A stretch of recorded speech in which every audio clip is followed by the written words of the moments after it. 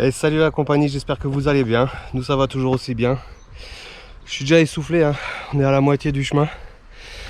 On vous emmène au château, aux 3 châteaux de Ribeauvillé. Donc on vous emmène avec nous. Allez, c'est parti.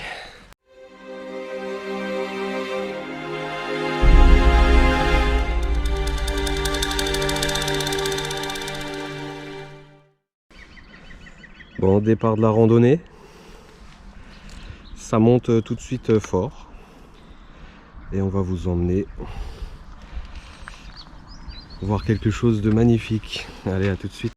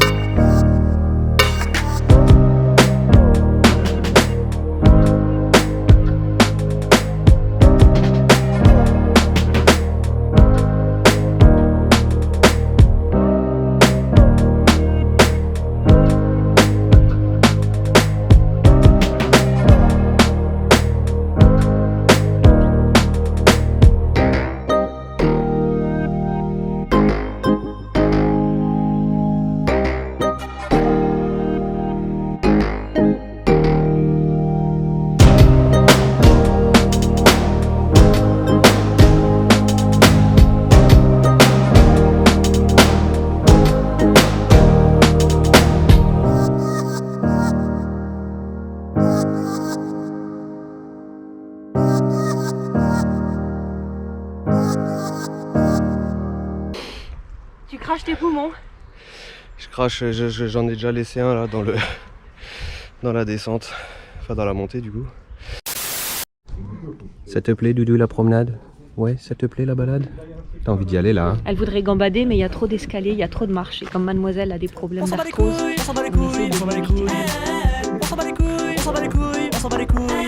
Allez feu. non mais lui dis pas ça.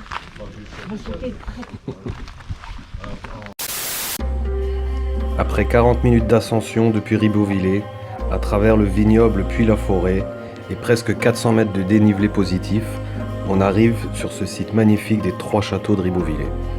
Que dis-je, 4 châteaux. Un 4e château aurait été découvert en contrebas du Saint-Ulrich. Les plus anciens vestiges de Saint-Ulrich datent de la première moitié du XIIe siècle. Le château fait l'objet d'une reconstruction totale vers 1200 par les Ribeaupierre, une des plus puissantes familles de la noblesse alsacienne.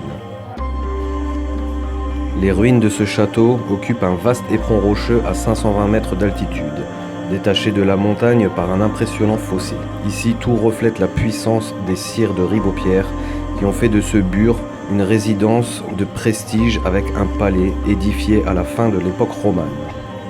Parmi les 4 ruines qui dominent Ribeauvillé, le Saint-Ulrich apparaît sans conteste comme l'un des ensembles castraux les plus passionnants de Haute-Alsace. Il contrôlait autrefois la route stratégique reliant la plaine d'Alsace à la haute vallée de Lièvre, qui était la voie de communication avec le Val d'Argent et ses mines. Ce magnifique château aura bien entendu subi quelques assauts et sièges, comme celui du roi Rodolphe de Habsbourg, mais de par sa position et sa conception, les ennemis auront toujours subi la défaite. Les plus grosses querelles venaient des Ribeaupierre eux-mêmes pour des questions d'héritage. En 1435, la chapelle castrale sera consacrée à saint Ulrich et du coup, le château de Rappolstein sera désormais appelé château de saint Ulrich, en référence au saint évêque d'Augsbourg qui avait chassé les Magyars. La chapelle deviendra un véritable lieu de pèlerinage où les pèlerins pouvaient obtenir des indulgences. Sur ses faces est et nord, la salle des chevaliers est éclairée par d'élégantes baies géminées qui conservent leurs meneaux. Chaque fenêtre décorée de billettes côté salle est surmontée d'un oculus aux formes différentes. On compte 7 fenêtres géminées côté est et 2 côté nord. Vers le milieu du XVIe siècle, les Ribeaupierre effectuent de grands travaux au château pour l'adapter aux armes à feu. Toutefois, la famille ne réside plus au Saint-Ulrich. Elle occupe depuis longtemps un château en ville. Progressivement, le bureau est abandonné. Au cours de la guerre de 30 ans, une petite garnison impériale occupe encore le site qui sera finalement abandonné. Dès lors, le Saint-Ulrich tombe en ruine. Par beaucoup de fenêtres nord, on peut apercevoir, en voisin, le château de Giersberg.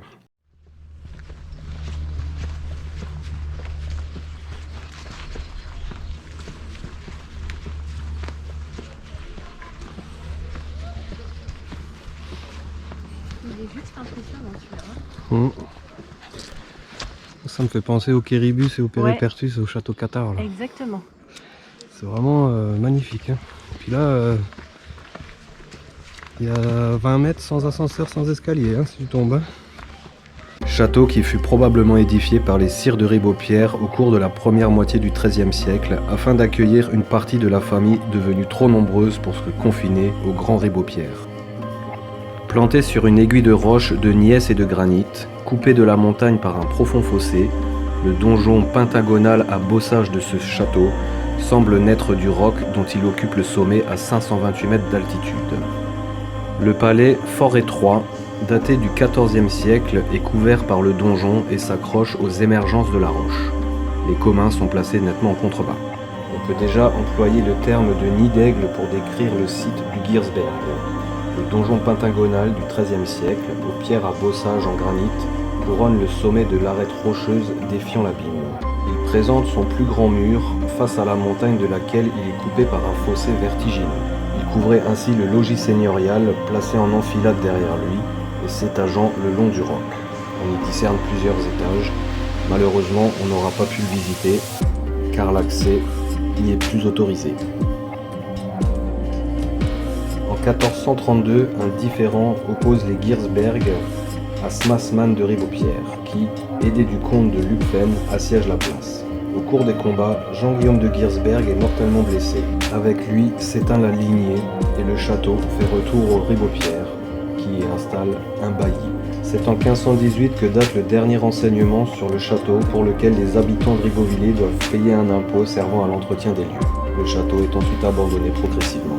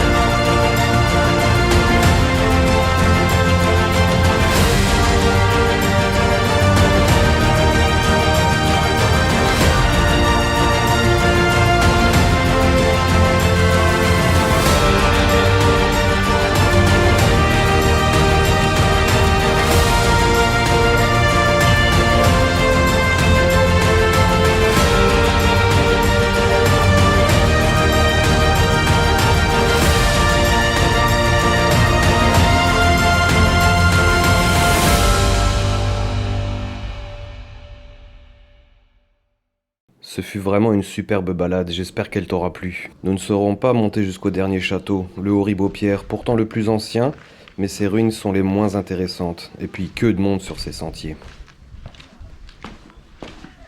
Alors si tu souhaites aussi faire cette superbe randonnée, je te conseille de bonnes chaussures de marche, car les chemins sont assez épiques, et surtout de venir super tôt, afin de pouvoir te garer sans souci et éviter l'affluence des sentiers. Merci d'être resté jusqu'au bout de cette vidéo. N'oublie pas de partager et t'abonner si ce n'est pas encore fait. Le pouce bleu, le commentaire. Portez-vous bien. À plus pour de nouvelles aventures.